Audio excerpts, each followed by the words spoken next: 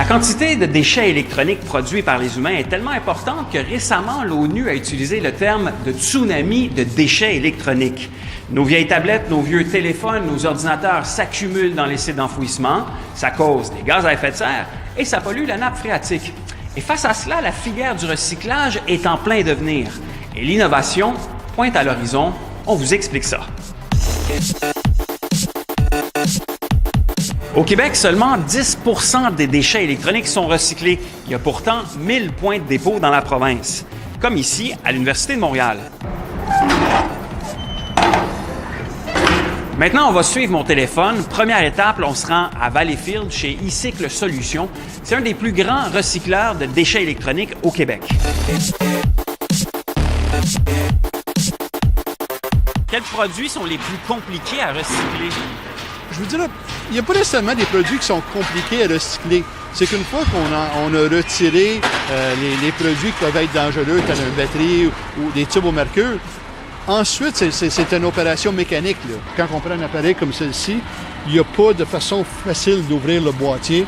On doit quand même prendre un tournevis et de l'ouvrir.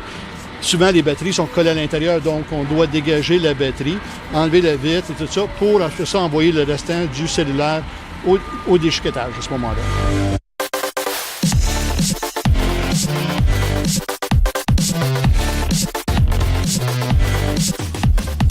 Ce qu'on voit ici, c'est vraiment des ballots de produits qui sont prêts à envoyer à notre usine de Mississauga. Une fois que le téléphone ou l'ordinateur est désassemblé à Valleyfield, les pièces prennent souvent le chemin de Toronto, où elles sont déchiquetées. Les cartes électroniques, elles se rendent souvent à la fonderie Horn en Abitibi. Là-bas, on fait chauffer les cartes pour récupérer les métaux. Et une bonne partie du plastique qui compose nos déchets électroniques se retrouve dans une fonderie en Malaisie. Tout ce transport de déchets sur des longues distances ne se fait pas en voilier, à Bixi ou à cheval. Alors, vous l'aurez deviné, ça émet des GES. Et tout le processus de faire fondre les métaux et les plastiques, ça aussi, ça émet beaucoup de carbone. C'est jusqu'ici la façon la plus efficace qu'on a trouvée de recycler nos déchets électroniques. Mais est-ce que c'est possible de les recycler sans émettre autant de GES? Ce qui me motive toujours, c'est les choses que les gens disent que ça ne fonctionne pas, que c'est difficile à faire, que c'est impossible à les faire.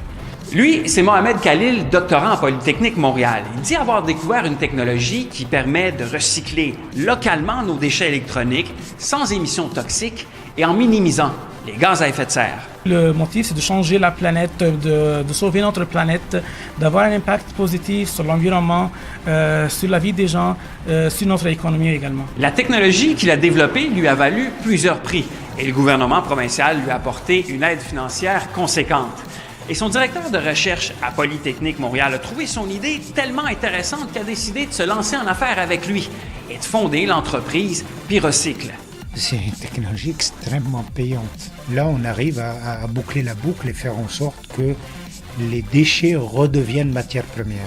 Le procédé repose sur une technique appelée pyrolyse par micro-ondes. Et Pyrocycle ne peut pas dévoiler tous les aspects de ce processus-là parce qu'il est en cours de brevet. Mais pour résumer, la première étape consiste à broyer les déchets électroniques.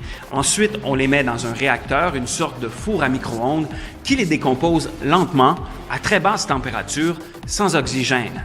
À la fin du processus, le plastique devient du gaz qui est condensé et transformé en huile réutilisable. Les métaux, eux, sont transformés en poudre, du noir de carbone, avant de redevenir, grâce à un procédé chimique gardé secret, des métaux solides, or, cuivre, palladium, etc. Les débouchés locaux sont énormes. Nous, on pense qu'on serait capable de produire une dizaine de métaux, donc qui peuvent être utilisés localement, directement. Pyrocycle est maintenant à l'étape de sortir du laboratoire pour affronter le monde des affaires. Et ça commence plutôt bien. Mohamed Khalil travaille maintenant avec une compagnie aéronautique pour recycler les déchets électroniques des avions. Mais pour Mohamed, c'est juste le début. Pour nous, le point de départ, c'est ici à Montréal, c'est Québec, c'est Canada. Mais on a beaucoup de marchés à explorer aussi dans les autres pays. Donc, en espérant qu'on devienne leader un jour de recyclage de déchets électroniques au monde.